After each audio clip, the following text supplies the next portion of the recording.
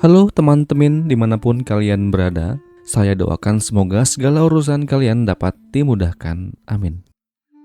Langkah gontai Pak Wijaya Kusuma telah membawanya jauh-jauh dari Muaro Jambi ke Palembang demi untuk satu tujuan, yaitu menemukan putri kesayangannya yang dikabarkan telah menghilang selama 3 bulan lamanya itu.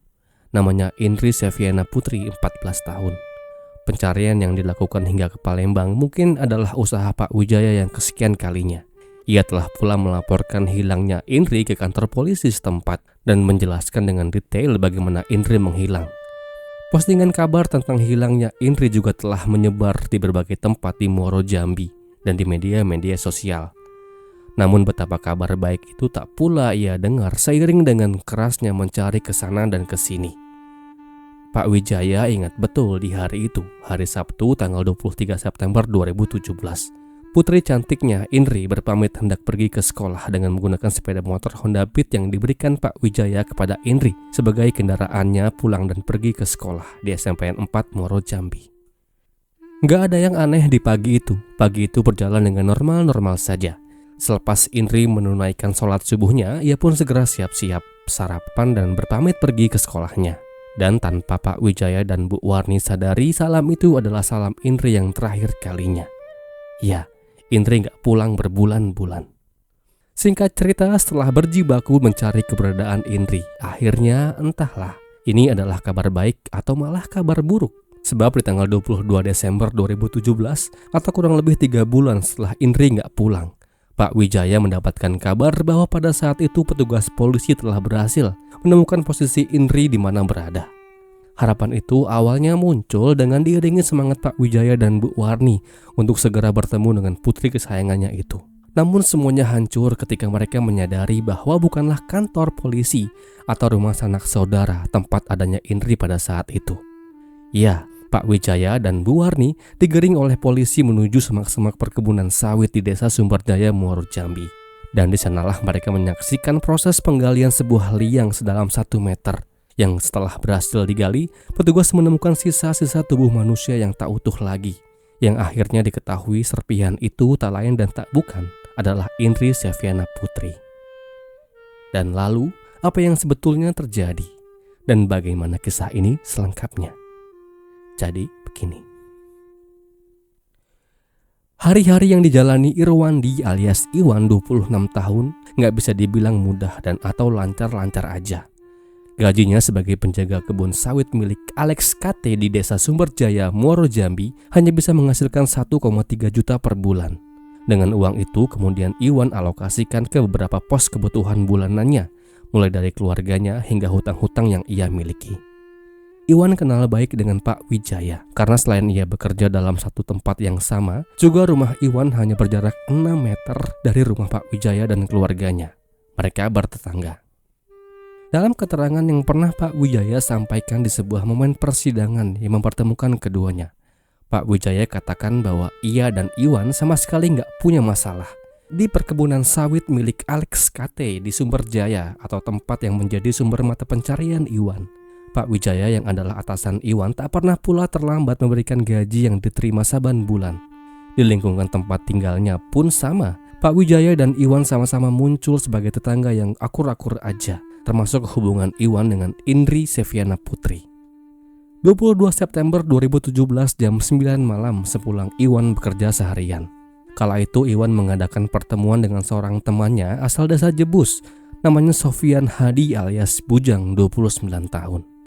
Iwan dan Bujang cukup akrab, bahkan dikatakan mereka masih punya ikatan persaudaraan yang jauh.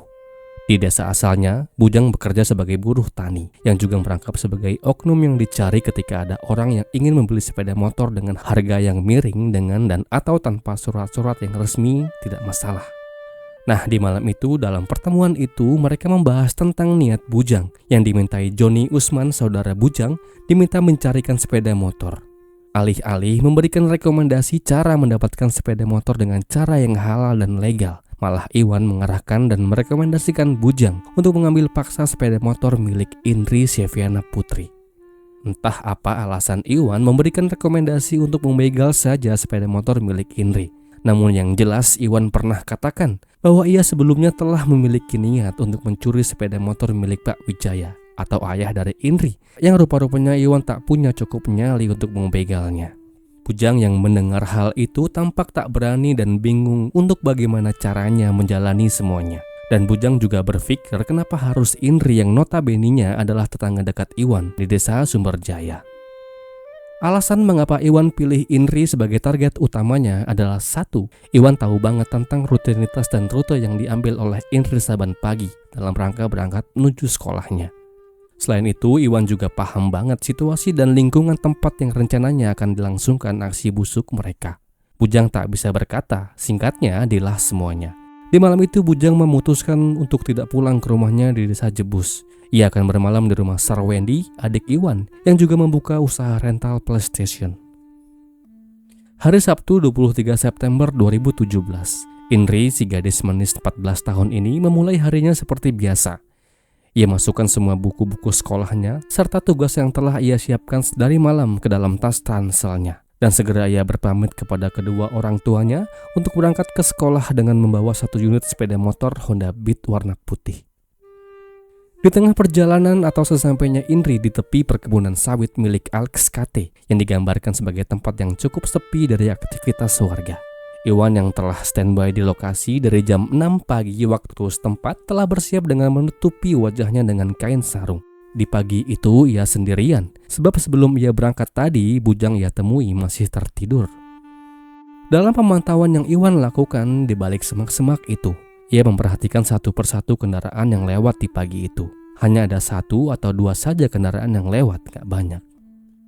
Lalu di jam 7 waktu setempat, benar saja target yang Iwan tunggu akhirnya melintas.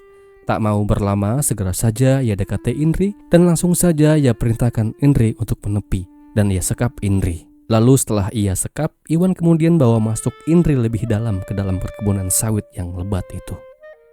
Setelah sampai di sebuah tempat yang tersembunyi, Indri yang telah Iwan ikat dan tutupi matanya itu dengan kain, dengan nada mengancam ia minta Indri untuk jangan berteriak. Sembari ia mencoba kembali menghubungi Bujang di pagi itu yang masih berada di rental PS milik Sarwendi, adik Iwan. Ia katakan bahwa ia telah berhasil menyekap targetnya. Tak lama setelah mendapatkan kabar dari Iwan, Bujang kemudian datang dengan tergopoh lengkap dengan sarung yang menutupi bagian wajahnya. Sepeda motor Honda Beat milik Indri mulai mereka preteli satu persatu. Kala itu mereka mencopot bagian dari plat kendaraannya. Setelah berhasil membongkar nomor polisi sepeda motor milik Indri hasil begalnya, Bujang kemudian memberikan uang 20.000 kepada Iwan untuk dibelikan air minum dan rokok, sebab katanya Indri yang kala itu mereka sekap dan mereka buhulkan ke sebuah pohon besar merasa kehausan, dan sempatlah Indri minta air minum kepada para penculiknya. Sementara Iwan pergi meninggalkan Bujang dan Indri di tengah perkebunan sawit yang sepi, Bujang kemudian mencoba mendekati Indri yang kala itu terikat dan tertutup matanya. Menyadari bahwa Bujang ada di dekatnya, Indri kemudian berkata, "Bang, abang berasal dari mana?" Bujang menjawab, "Saya orang Palembang." Indri kemudian melanjutkan, "Bang, kayaknya saya kenal deh dengan suara teman abang yang satu itu." Tiba-tiba menceloslah hati Bujang ketika mendengar ucapan Indri kala itu. Dan semuanya makin runyam ketika Indri katakan dengan jelas bahwa pemilik suara itu tak lain dan tak bukan adalah Irwandi alias Iwan. Indri kenal dengan Iwan sebab mereka saling bertetangga. Dan dari hal inilah lalu muncul rencana Bujang untuk menghilangkan nyawa Indri. Kala itu selepas Iwan kembali dari membeli rokok dan air minum, Bujang ceritakan semuanya yang telah ia dengar dari Indri. Bujang juga utarakan niatnya untuk menghilangkan saja Indri yang tahu akan suara yang dimiliki oleh Iwan. Iwan kaget dan Iwan pun setuju. Singkatnya, selepas sama-sama sepakat untuk mengambil jalan pintas itu, mereka dekati Indri. Iwan ambil tali tas milik Indri dan dengan tali tas itu mereka ke leher Indri dengan sekuat tenaga. Keduanya secara bergantian berusaha meredakan perlawanan yang Indri lakukan dengan berontak dan berteriak dengan sekuat tenaga. Upaya yang dilakukan Indri di pagi itu sia-sia belaka. Setelah tangan-tangan kuat mas-mas ini telah berhasil membungkam teriakan dan meredakan rontakan Indri. 20 menit pun berlalu. Indri kemudian lemas dan dia pun rebah di atas tanah. Dan tak lama kemudian ia pun dipanggil Tuhan yang Maha Kuasa. Saya ucapkan duka yang mendalam. Demikian peristiwa itu mereka lakukan dengan penuh kesadaran dan telah merenggut satu nyawa gadis yang menjadi sumber bahagia orang tuanya. Dan yang selanjutnya terjadi adalah kepanikan tentang bagaimana cara menyingkirkan tubuh Indri yang telah tak bernyawa. terbesit pikiran yang kemudian muncul di benak Iwan. Untuk segera ia ambil sebuah cangkul, lalu tak lama setelah ia mendapatkan cangkul itu, mereka berdua mulai secara bergantian membuat lubang sedalam 1 meter, yang dimana liang itu mereka pakai untuk membungkam segala kejahatan yang telah mereka sama-sama lakukan kepada Indri. Mereka angkat tubuhnya dan mereka campakkan ke dalam liang dengan cara mereka lipat tubuhnya sedemikian rupa agar bungkamlah segala tindakan busuk yang telah mereka lakukan kepada Indri. Selesai. Ketidakpulangan Indri seperti yang saya utarakan di awal video telah membawa puluhan bahkan ratusan kilometer bagi Pak Wijaya untuk mencari keberadaannya.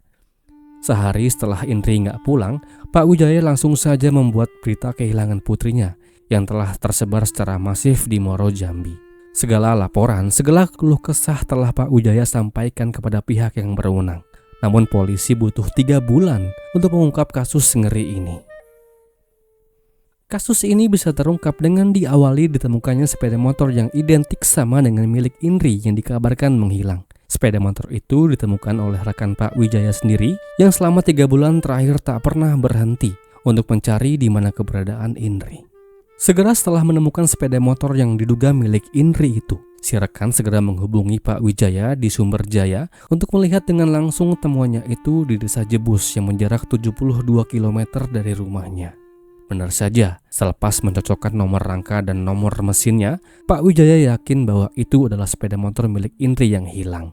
Dan untuk membawanya pulang, Pak Wijaya rela membayar Rp500.000 kepada si pemegang motor yang tak lain dan tak bukan adalah Joni Usman itu sendiri. Oknum yang minta tolong kepada Bujang untuk dicarikan sepeda motor.